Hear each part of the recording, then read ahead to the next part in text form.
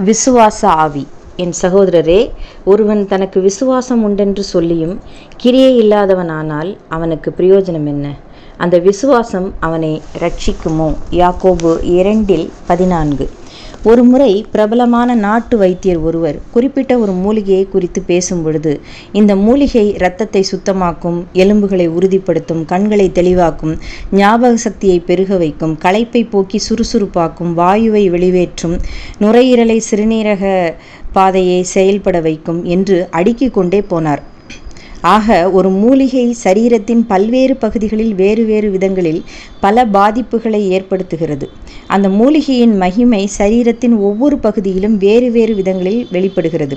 அதுபோலவே விசுவாசம் என்பதின் சாரம் நம்முடைய செயல், குணம், பண்பு, நோக்கம், மனநிலை, அணுகுமுறை, தேர்வுகள் ஆகிய வேறு வேறு பகுதிகளில் ஒரு மேன்மையான பாதிப்பை ஏற்படுத்தி அங்கே சில ஆவிக்குரிய பிரகாசங்களை ஏற்படுத்துவதுதான் விசுவாச ஆவியின் செயல்பாடாகும்.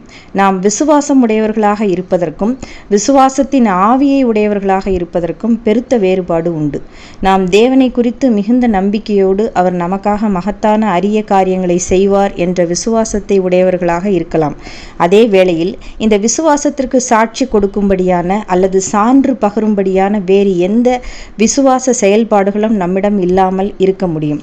இது மனதளவில் ஒரு நம்பிக்கையை வளர்த்து வைத்து கொண்டிருக்கின்ற ஒரு அனுபவம் தானே அன்றி, அந்த நம்பிக்கையின் சாரம் வாழ்க்கையின் பிற பகுதிகளில் எல்லாவற்றிலும் உரிய பாதிப்புகளை ஏற்படுத்துகின்ற ஒன்று அல்ல.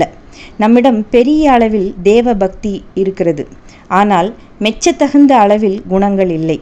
அப்படியானால் நம்மிடம் இருப்பது வெறும் விசுவாசம் தானே அன்றி விசுவாச ஆவி அல்ல. கர்த்தர் அரிய காரியங்களை செய்வார் என்று நாம் நம்புகிறோம், ஆனால் பிறர் விஷயத்தில் நாம் கோபம், எரிச்சல், வெறுப்பு, விரோதம் ஆகிய உணர்வுகளோடு நடந்து கொள்கின்றோம். இங்கே நாம் விசுவாசத்தை உடையவர்களாயினும் விசுவாசத்தின் ஆவியை உடையவர்கள் அல்ல. இதனுடைய பொருள் என்ன? நாம் விசுவாசத்தை மனதில் வைத்திருக்கிறோமே அன்றி விசுவாசத்தின் ஆவி நம்முடைய மனதை ஆட்கொள்ளவில்லை. சிந்தனைக்கு, நற்குணங்களோடு இணைந்திராதவனின் இதயம் இறைவனை விட்டு வெகு தூரம் விலகியே இருக்கிறது. ஆமென்.